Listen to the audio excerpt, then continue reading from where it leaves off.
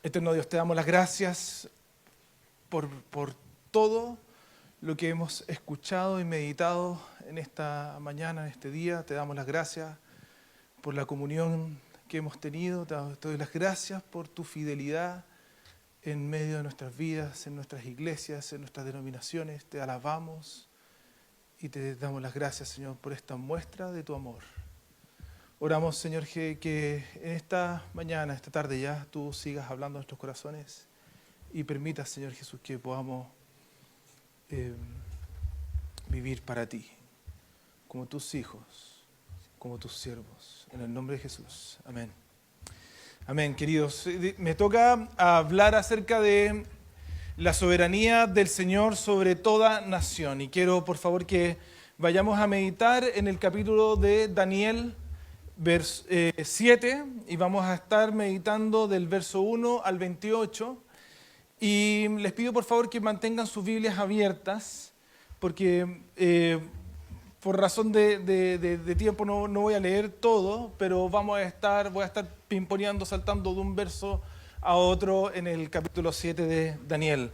Permítanme leer del verso 1 al verso 14.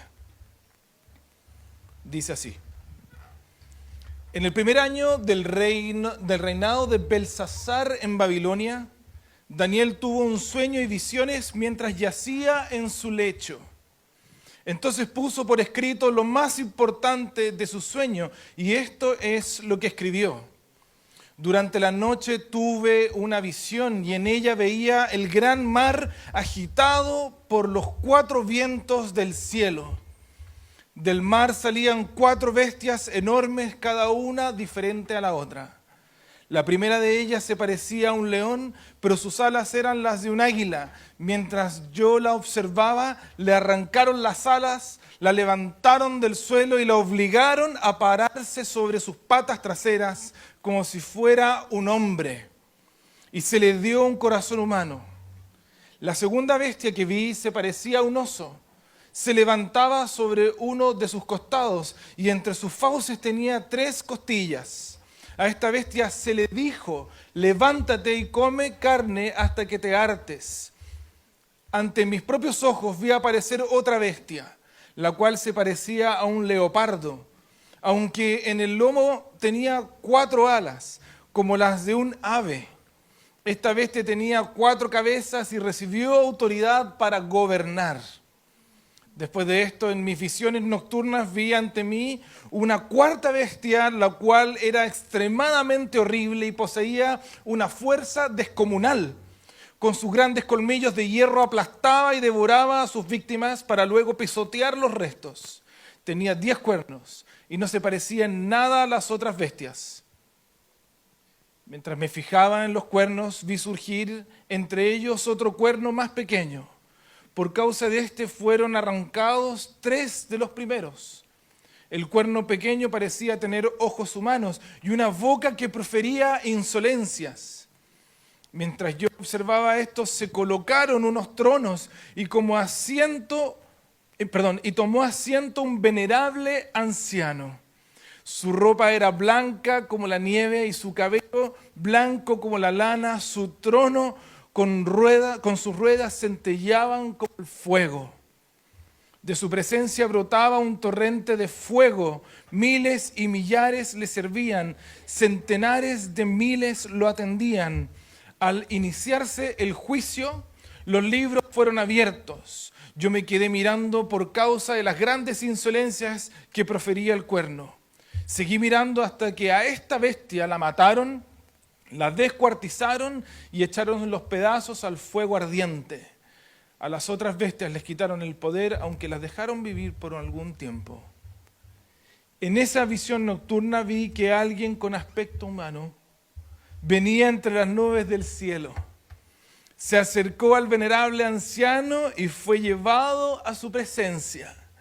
Y se le dio autoridad, poder y majestad. Todos los pueblos, naciones y lenguas lo adoraron. Su dominio es un dominio eterno que no pasará y su reino jamás será destruido. Queridos, esta es la palabra del Señor. Estamos en periodos sumamente importantes para nuestro país en la política en Chile. Estamos acercándonos a periodos de las primarias presidenciales y ya han empezado algunas campañas. Hemos vivido 5 años sumamente convulsivos para nuestra sociedad. Además, estamos bombardeados por las campañas políticas y anuncios y muy prontamente, obviamente, por las presidenciales. Y cada uno de los cuales va a explicar cuáles son las mejores esperanzas y los mejores deseos para nuestro país, para Chile.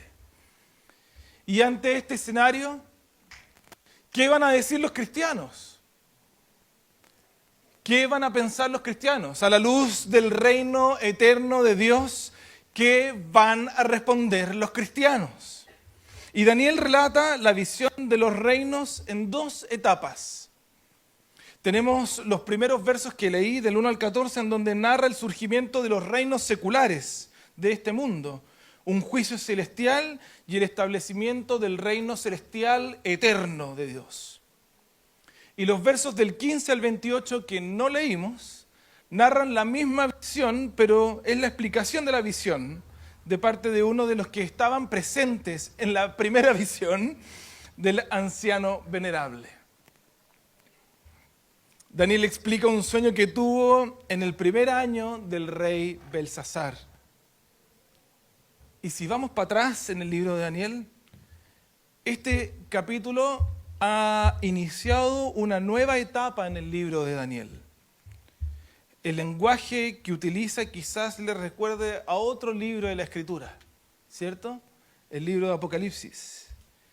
Y esa es la razón por la que este tipo de lenguaje se llama apocalíptico.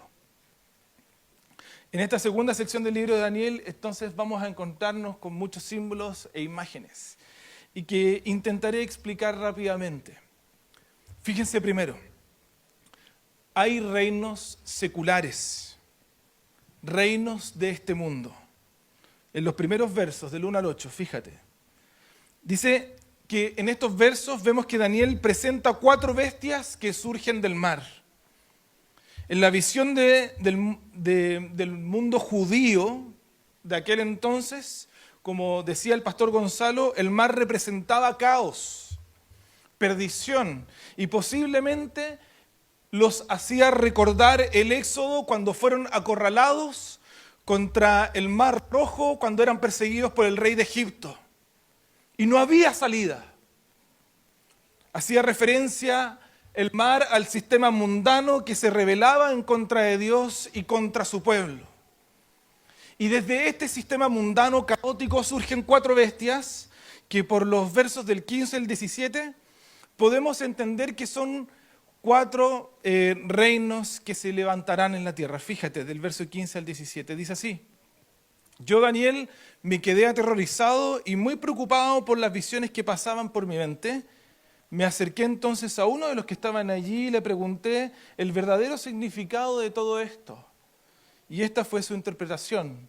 Las 4 grandes bestias son 4 reinos que se levantarán en la tierra. Primero tenemos un león que se le quitan las alas y se le da un corazón humano. Luego tenemos un oso que en sus fauces tenía 3 costillas y se le dice que coma carne. Luego tenemos a un leopardo con 4 alas de águila y se le da autoridad para gobernar. Y finalmente tenemos una bestia horrible, con fuerza descomunal. Y no se le dice nada a esta bestia horrible. Ella aplasta, devora, pisotea los restos de sus víctimas. Y tiene 10 cuernos. Y después surge uno más muy insolente, ¿cierto? Daniel muestra que a los primeros reinos se les da una función. ¿Te diste cuenta de eso? Se les dice algo. El cuarto es una bestia horrible, no asociada a un animal. Es, digamos, un engendro con dientes de hierro que muele a sus víctimas. Tiene apariencia de ser autónomo y los cuernos simbolizan su poder. Las primeras 3 bestias, al ser enviadas, tienen una función y llegan a ser medios por los cuales la voluntad de Dios, es efectuada. La cuarta bestia es rebelde y destructiva y tiene una fuerza explícita contra Dios y contra su pueblo. Fíjate en los versos 23 al 25. Aquí Daniel pide una explicación. Y esto es lo que se le dice. Esta fue la explicación que me dio el venerable anciano. La cuarta bestia es un cuarto reino que surgirá en este mundo. Será diferente a los otros reinos. Devorará a toda la tierra, la aplastará y la pisoteará. Ahora, esto no significa que solo la cuarta bestia es mala, sino que en esta cuarta bestia vemos más claramente la destructividad de las fuerzas humanas. Recuerda que esta bestia, la cuarta, junto con las otras tres, salieron del mar caótico. Reflejan el caos de donde provienen. Uno podría pensar en los diferentes gobiernos e imperios que han aparecido en la historia, intentar tratar de identificarlos con estas bestias dependiendo quizás de tu punto de vista en la historia. Hay algunas personas que les gusta hacer este tipo de cálculos, pero Daniel no es específico en la visión. Son bestias no identificables. Y esto se explica porque Daniel está hablando de todo tipo de gobierno humano. Y cómo se despliega este poder humano en diferentes etapas de la historia, de nuestra historia. La historia humana continúa como un proceso caótico de agresión mutua entre grupos étnicos, diferentes naciones, facciones dentro de un partido político o coalición, campañas de agresión, campañas de poder. Basta con que miremos y reparemos en la historia de los gobiernos de nuestro país, incluso en la historia de los gobiernos más recientes. Cada uno de los gobiernos y dictaduras que han ocurrido en nuestro país han mostrado en diferentes grados esta rapacidad, esta violencia bestial que vemos en estas cuatro bestias descritas por Daniel. No existe ningún poder humano que no tenga en su núcleo esta bestialidad fruto del caos desde donde emergió su corazón pecaminoso. Hay momentos en nuestra historia en donde la violencia, la destrucción y el desprecio por la vida humana han aumentado. Pero eso no significa que las demás alternativas humanas sean mejores, sino que dejan en claro que siempre han sido así. Los cristianos, al igual que todos, ¿cierto?, pueden ser tentados a abrazar cierto tipo de mitologías políticas, ya sea de izquierda o de derecha. Por un lado, tenemos el mito político conservador. Cristianos que han asumido que la manera tradicional de ver el mundo, de ver su cultura, ver su ciudad, son los principios mediante los cuales debe regirse la vida colectiva e individual. Creen que hay candidatos o políticos que realmente expresan las convicciones cristianas. La libertad es entendida como la posibilidad de hacer todo lo que como individuo quiero hacer sin las restricciones de ningún gobierno o Estado. En ese sentido, la soberanía del Estado está sujeta a la soberanía de la gente. Cualquier persona o movimiento que intente cambiar la cultura entonces es, por así decirlo, progresismo diabólico. Es en ese escenario donde los cristianos muchas veces pasan del miedo a la ira y luego a la acción. Y por otro lado tenemos el mito político progresista, animados por la igualdad con un enfoque comunitario y por lo tanto ven la historia como una constante lucha para realizar sus ideales, sumamente asociados a los valores humanistas de la libertad, la igualdad y la fraternidad. El progresismo es una creencia de que de alguna manera vamos avanzando hacia un futuro en el cual los vejámenes y los sufrimientos pasados no van a ocurrir. Porque dicen y piensan, hoy somos mejores y contamos con mejores medios y miramos las cosas con mayor perspectiva. Generalmente, estos cristianos se refugian en la tradición profética, en su condenación de los ricos por su abuso del pobre, del débil y el marginalizado. Y luchan y se esfuerzan por traer el reino de Dios acá a la tierra, mediante medios políticos de protesta, por ejemplo. Quienes abrazan estos poderes mundanos o mitos políticos sin entender su valor ante los ojos de Dios, caerán en dos extremos que vale la pena ponerlos sobre la mesa. En primer lugar, los cristianos se van a politizar. Toman un mito político, este de izquierda o derecha, y lo vuelven sagrado. Lo santifican, una visión política en particular, sobre las otras demás posturas, y demonizan a las otras posturas, ya sea de izquierda o de derecha. Y lo otro, a lo que van a tender a hacer otros cristianos, es la apolitización. Salen de la vida pública y política, no participan de los procesos de la ciudad, del país, en el cual Dios los ha puesto para que den fruto, olvidando el control soberano de Dios sobre ellos y nuestra responsabilidad. Ambas son caras de la misma moneda, de la idolatría política. El primero tiene esperanzas en sus ídolos. El segundo está decepcionado de los ídolos. Pero al fin son ídolos.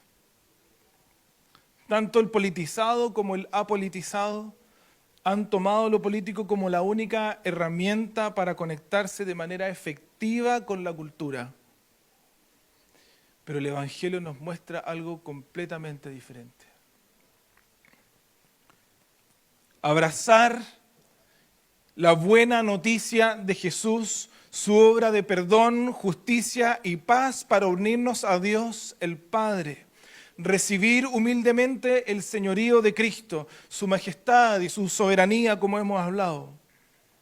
Hará que vayamos despojándonos de la idolatría política, de manera que podamos amar y servir real y comprometidamente a nuestro país y a nuestra ciudad, donde por la soberanía de Dios hemos sido llamados y puestos. La mejor manera de actuar es llevar en amor y pasión nuestro corazón a Cristo como su completa satisfacción. Solo Cristo tiene el poder para rescatarnos de nuestra idolatría.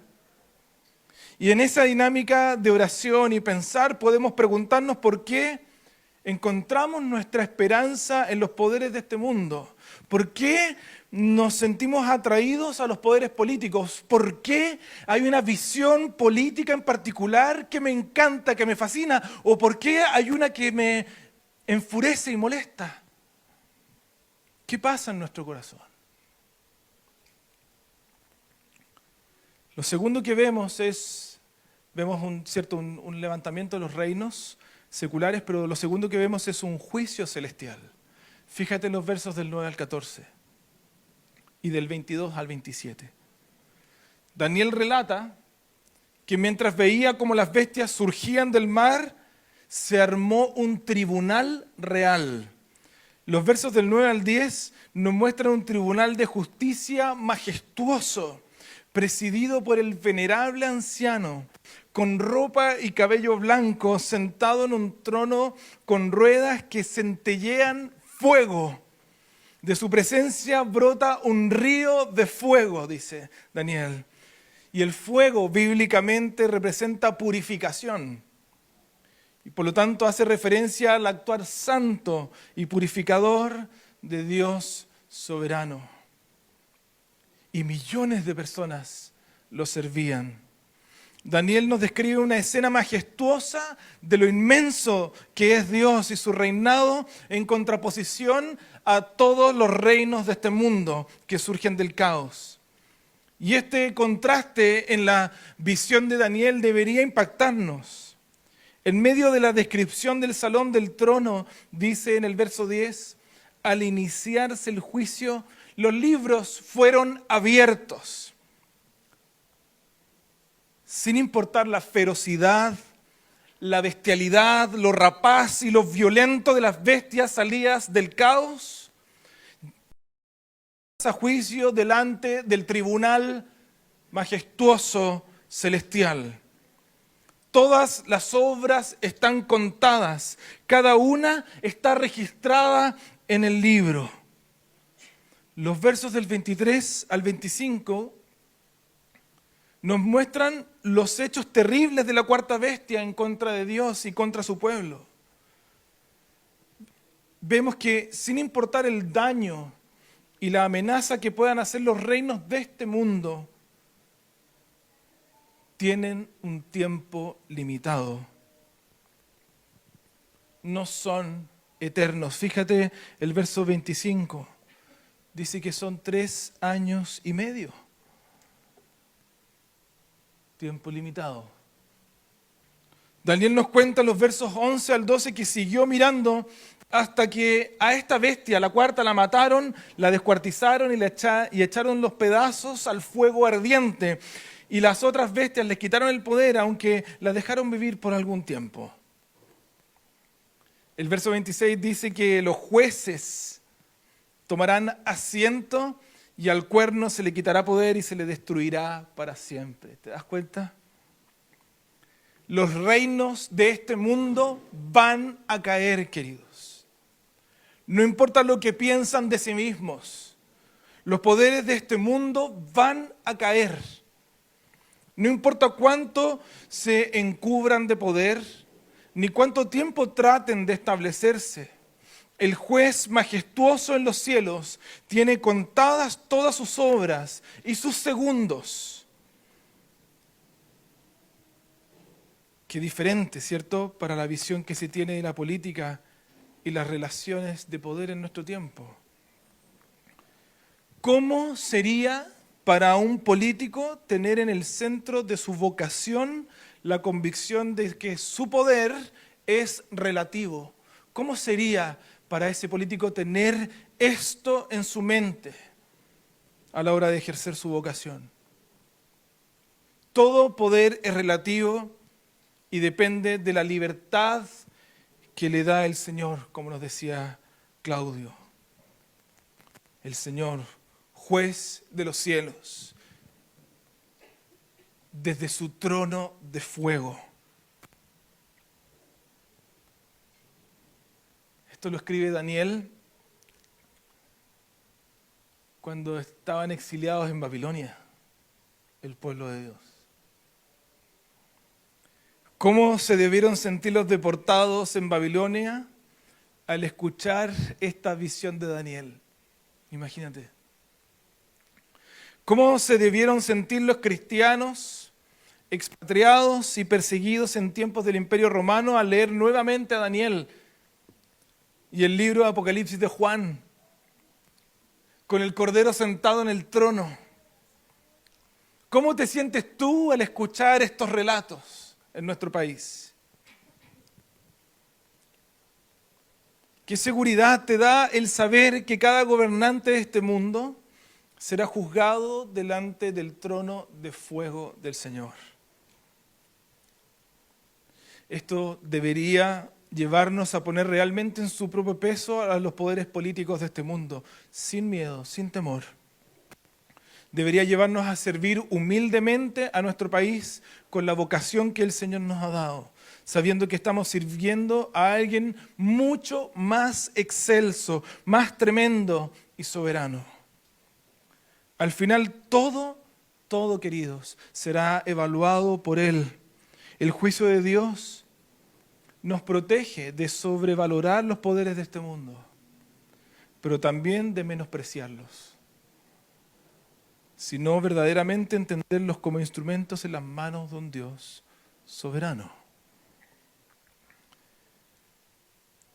Última sección, fíjate, hay un reino eterno. Los versos de 13 al 14. y del verso 26 al 27 también. Daniel relata que en medio de la visión nocturna, después de los reinos de las bestias y su juicio por parte del venerable anciano, en esta visión la figura mesiánica aparece. Alguien con aspecto humano, un hijo de hombre, fue llevado a la presencia del anciano y se le da el reino eterno. A diferencia de los reinos seculares, temporales, este reino es eterno. Lo que querían obtener las bestias con su rapacidad, con su fuerza, con su violencia, se le entrega al Rey eterno por mano del juez de los cielos. Eso es lo que nos presenta Daniel. Fíjate en el verso 22. Nos entrega un detalle muy importante de este juicio y ascensión al trono.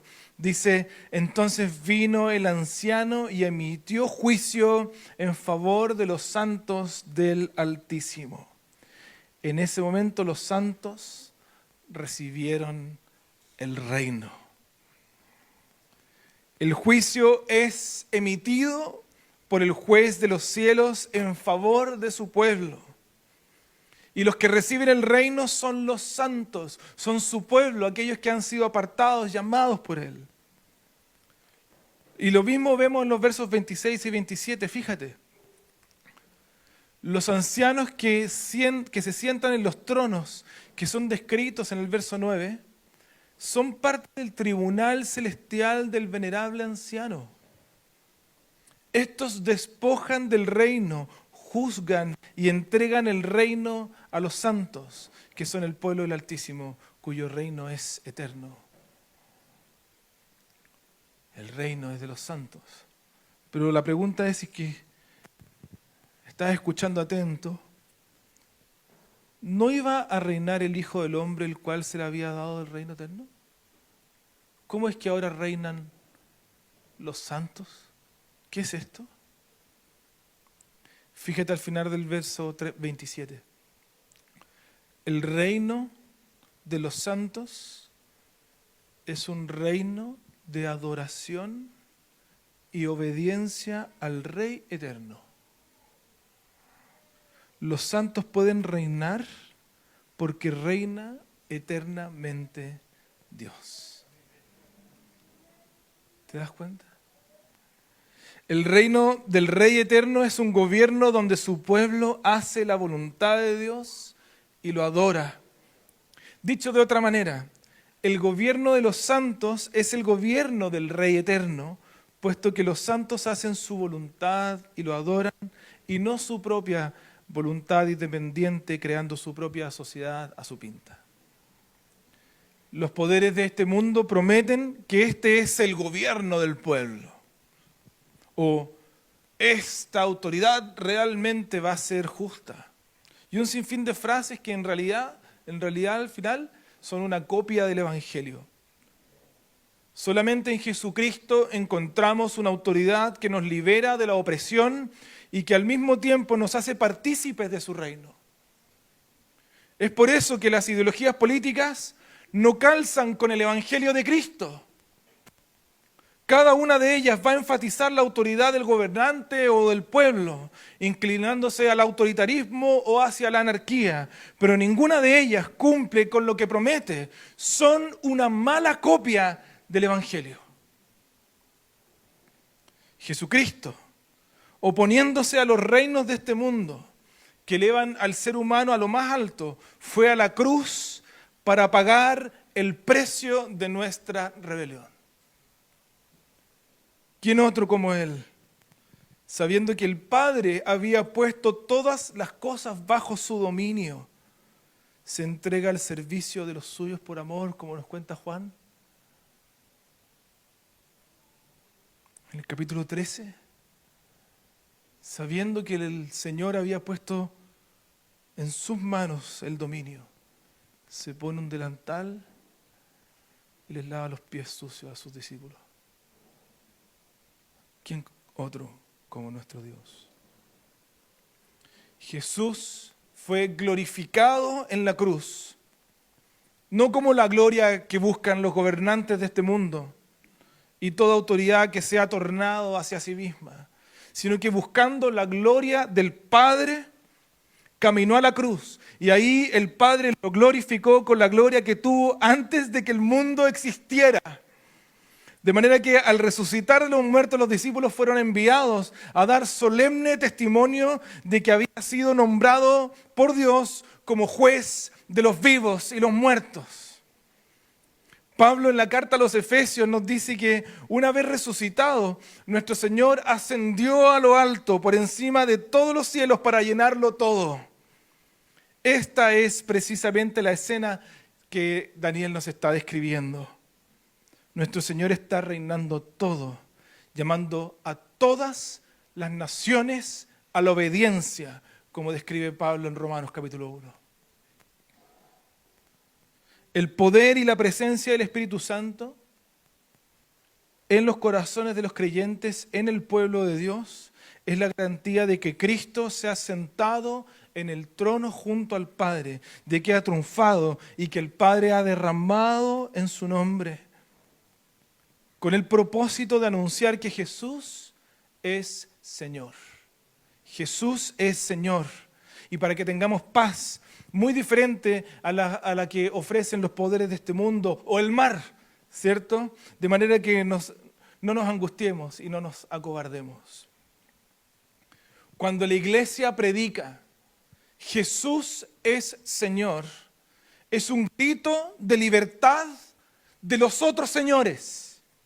Jesús es Señor, es una declaración política, puesto que declara la temporalidad de cualquier poder de esta era y la eternidad de su reino, porque declara que Dios ejerce su soberana voluntad por medio de las autoridades y que éstas van a ser juzgadas. Jesús es Señor. La iglesia lo predica y recuerda que no hay otro como nuestro Señor. No hay otra esperanza fuera de Jesús. Todo lo demás es idolatría. Nuestras esperanzas y nuestro presente están atados indisolublemente a esta realidad de Jesús como Señor. Y cada don del Espíritu Santo vivido y ejercido para la fama de Dios es una declaración práctica del señorío de Cristo.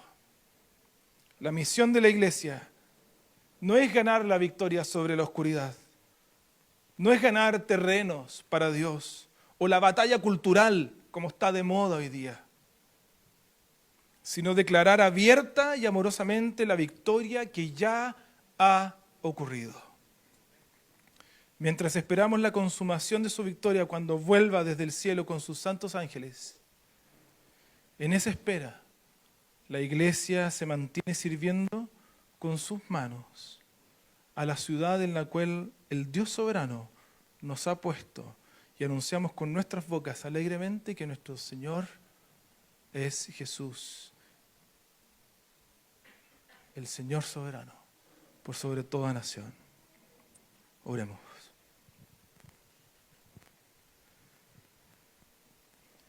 Señor, tú eres soberano, como hemos recordado esta mañana, esta tarde. Y queremos, Señor, abrir nuestro corazón delante de ti y arrepentirnos, Señor, si hemos abrazado, santificado un mito político, si ha capturado nuestro amor, nuestra atención, un mito político, y no hemos comprado eso, Señor, pensando que hay ideas políticas más sagradas que otras. Yo te pido, amado Dios, que podamos venir a ti como nuestro Señor soberano, nuestro buen Dios que nos ama y que nos da libertad para servir a todos en tu poder. Oramos, Señor, para que así podamos ser una iglesia efectiva, que ama, que sirve en el poder de tu Espíritu Santo, para tu gloria y en tu victoria. En el nombre de Jesús. Amén.